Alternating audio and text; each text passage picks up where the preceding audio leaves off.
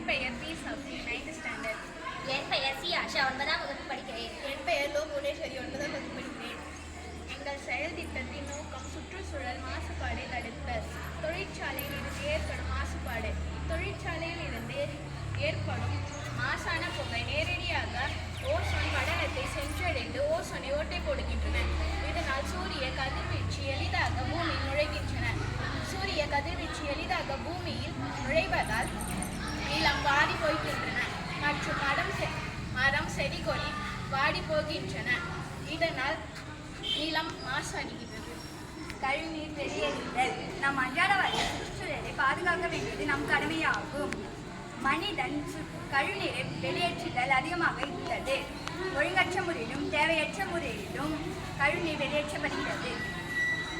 கழிவுநீர் கால்வாயினால் ஏற்படும் விளைவுகள். கழிவுநீரில் கொசுக்கள் அதிகமாக உற்பத்தியாகின்றன. இதனால் டெங்கு, மலேரியா போன்ற நோய்கள் ஏற்படுகின்றன.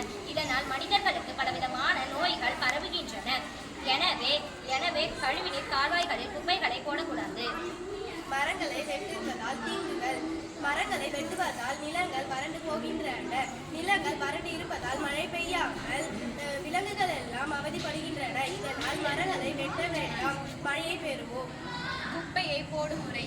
குப்பையை குப்பை தொட்டியில் போட வேண்டும் மற்றும் ஒழுங்கான முறையில் மக்கும் குப்பை மக்காத குப்பை என தனித்தனியாக போட வேண்டும்.